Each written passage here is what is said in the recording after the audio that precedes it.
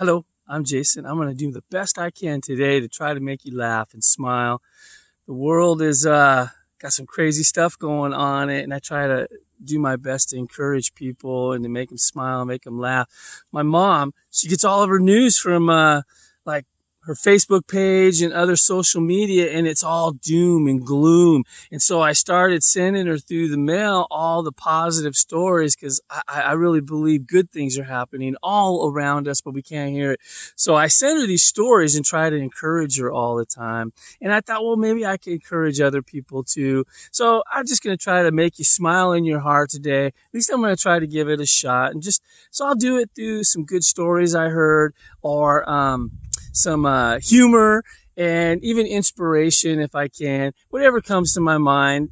Today, I'm just doing kind of an introductory a little bit, but I've always kind of just found the humor in life and the cool things in life, and I've always kind of leaned that way, and it's made me smile. I think it has a lot to do with, I really love the Bible, and I've gotten myself in a lot of trouble before because I kind of think of the Bible is kind of humorous in many ways. It's just so interesting and humorous. Some of the things that I find humorous, their stories are just wild. Like, there's a story about a guy who, during the sermon got sleepy and fell out a window and killed himself. I mean, I'm sad about him dying, but, well, you can't say it's too soon. I mean, it kind of happened a long time ago. So I think smiling about it, I mean, that's funny. Yeah, my mom gets kind of mad at me when I do stuff like that, but I think it's funny. How about the story where a bunch of teenagers were making fun of a bald prophet and a bald guy, and a bunch of bears came out of the woods and took revenge? I think that's pretty funny. How about the time King Saul was relieving himself, going to the bathroom, and David sneaks up on him and cuts a little piece of his robe off? That's pretty hilarious. I like that one. I just think the things in the Bible are funny. What else did I think was funny in the Bible? I mean, even Jesus' resurrection in a way is kind of, there's a funny aspect to it in a way. First off, it should make you smile and bring joy, but that he rose again.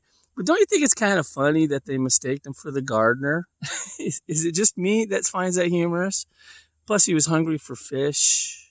I think that's kind of crazy and wild. So anyway, I think that's why I kind of was inspired a little bit to see the humor in the world, and that the world's a great place, and that kind of stuff just I think I do a lot of smiling. I think it's important to smile, and plus I think people who are searching for answers out there are going to be more comfortable going around to somebody who finds the humor in the world a little bit, and it takes the edge off a little bit. But life's good. Life is fun. But anyway, so I just want to start with a fun time I had yesterday, and I'll just tell you about that story. I went to, so I'm going to a new church that we've been going to for a little while. They ended up being very nice. I got hired by them to remodel their kitchen for them of their building. So I got it remodeled, but I liked them so much, and we were searching for a new church that we came to visit, and they're just wonderful people. Well, they said they were going to go do home visitations, and so I decided to go, and they said, does anybody want to go? They can go. And I'm like, well, I guess I can go. Try to do something positive. So I went and started visiting with some of these older people, and they were very fun. A couple of them, some of them could be a little get off my lawn-ish, but for the most part, they were really great. The lady who was driving me there, fantastic. It's kind of funny. I found the humor in it. We were going to go do this great thing for God, and then she missed a turn, and there was a big old sign that said, "Do not turn left here." She goes, "I'm doing it anyway," and she turned, and I told her that I think I just saw our guardian angels jump out of the car, but that was pretty fun. I had a good time. But anyway, after a few visits, we ended up visiting this wonderful lady at her house, and she found out that she had lived there, well, as you can imagine, half a century. And her daughter was also there. And so we were talking, and I asked them about a child, and they were telling us about how there was all kinds of kids there. Now, I've just moved to the South. I find a couple years ago. I love it here. Everybody's so nice, even when they don't like you. They are pretty polite and pretty nice, and they always talk sweet and genteel for the most part until you cross them, and then they got mean. But anyway, this sweet old lady must have been 90 years old is sitting there, and she's talking and telling me. I said, well, what was it like in this neighborhood back in the day? She goes, oh, they were just super sweet, tons of kids, lots of kids, except for a couple kids next door. And I said, oh, yeah?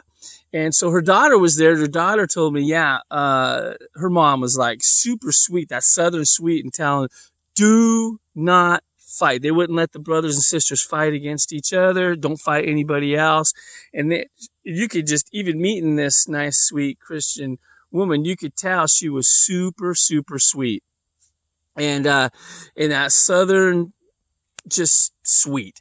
Well, anyway, she goes, her mom just instilled that in her.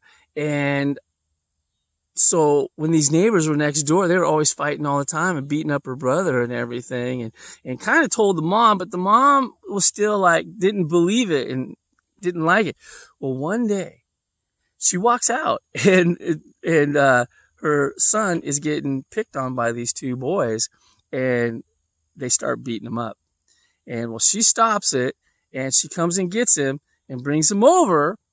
And the two boys are taunting or whatever. And she leans into him and she says, okay, well, what needs to happen is you need to go over there and give them a beating of their life. And if you don't give them a beating of their life, when you get over here, I'm going to give you the beating of your life.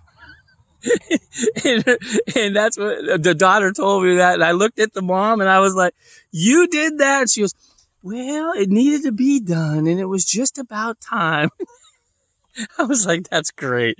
That's great. And I said, well, how did it turn out? So, well, he gave those two boys a licking, and they went home over to the house, and they told their mom, and their mom come out with that cigarette in her mouth. He come over and was like, oh, your boy beat my boys up. And I picked up a rock, and I started throwing rocks at her until she went back in her house. And I guess everything worked out pretty good in the neighborhood after that. But I just visiting the shut-ins yesterday. Oh, by the way, she fed me soup too, so I really liked that. The soup was great, and I didn't even go there knowing I was going to get any soup. I was doing it really out of the kindness of my own heart, and I ended up being the one getting blessed. But anyway, I hope that story put a little smile in your heart. You deserve it. Life is good. Good things are happening all around. And if you're just listening to the news and that loud noise about how bad everything is and it's the end of the world, it's not true. Good things are happening everywhere. And we'll talk more about it some other time. Talk to you soon.